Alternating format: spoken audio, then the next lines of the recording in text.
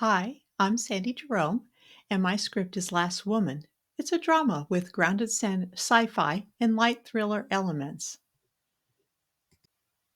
It's about a brilliant female scientist that was brutally attacked in college and then develops an electromagnetic device that makes her disappear. But when she starts testing it herself, she struggles to understand what is happening to her world, and she must finally decide should she be safe and alone in a nothing world as a last woman, or return and find the family she loves. But that world contains a man who terrorizes her. The reviews for Last Woman is great.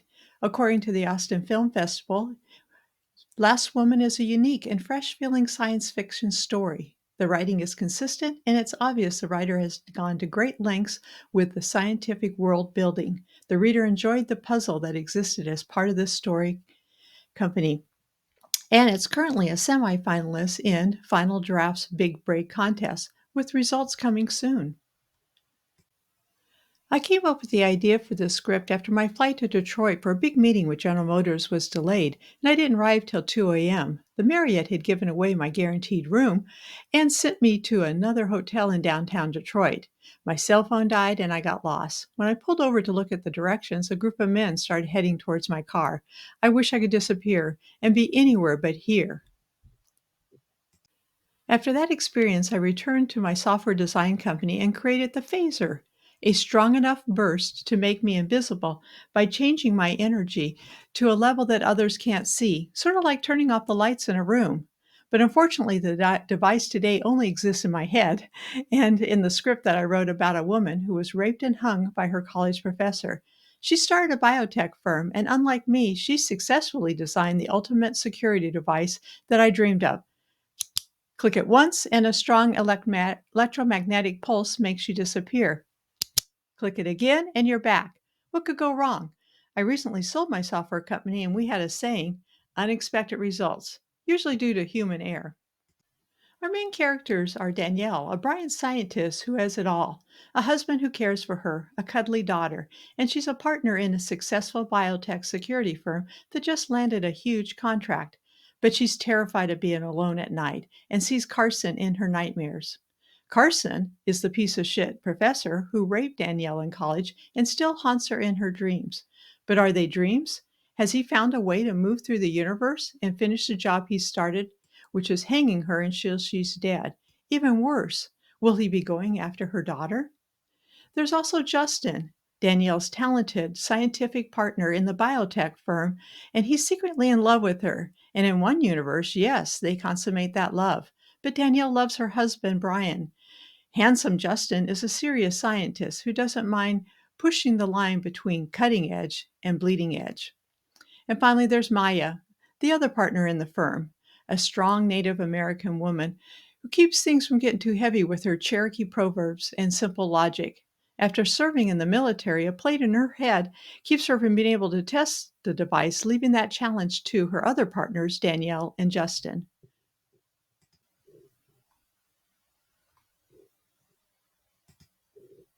The tone can be rather intense at times, especially when Danielle remembers or tells her therapist friend about the hanging and the rape.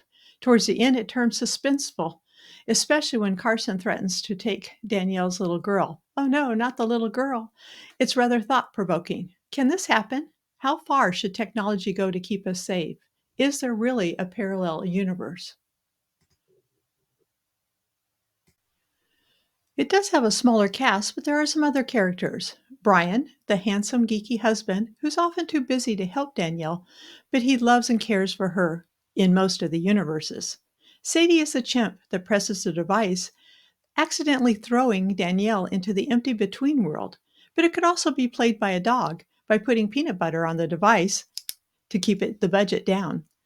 There's Robert, the financial guy of their partnership. He's in it for the money and controls the future of their inventions. He has close ties to the military, and he's in direct conflict with Danielle's wants of a personal safety device as part of the B story. Finally, there's Emily, the wise office administrator, with a sense of stability and guidance and wisdom for Danielle when her world gets out of control. Like everything, Everywhere, all at once, events have changed enough after the testing of the device for the multi universe to split. Eventually, Danielle pushes so far away that she's no longer married. The scars on her neck are gone. Her daughter doesn't exist. And when she's in the nothing between world, if she presses the device slightly, it affects computers first. She can then search about information in the next universe. But like Elizabeth Moss's character in The Invisible Man, she suffers from an overwhelming fear of the man who attacked her, and she sees him everywhere. Or is that just in her head? We think that at first, but then, how does it end? Yes, it does have a happy Hollywood ending with a twist. Carson is the last man, alone forever, as Danielle sends him into the empty world. In the final act, Danielle is delighted to be in with a version of Brian and Chandra in a universe that's close enough.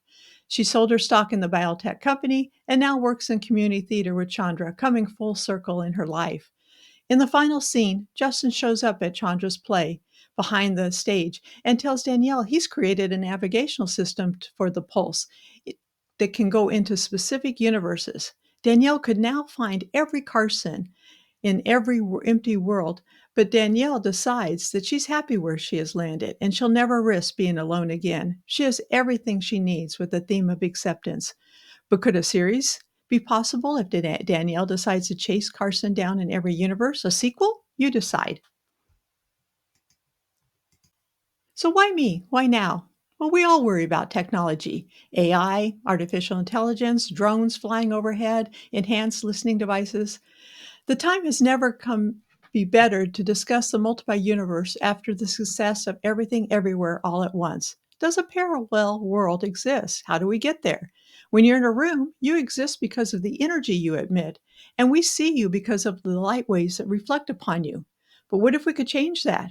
Could you click a button, disappear from this meeting right now, and sneak into Starbucks and make your latte? I'm the perfect person to have written this. For 2 decades, I owned a technology company where everything, everywhere went wrong. I sold my company and went back to my dream of being a screenwriter.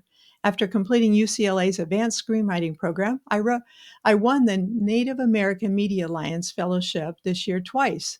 5 of my scripts have been finalists in Nichols, Austin Film, and other festivals. This script is a semifinalist in Final Draft's Big Break contest with results next month. It is in the top 7% of Coverfly.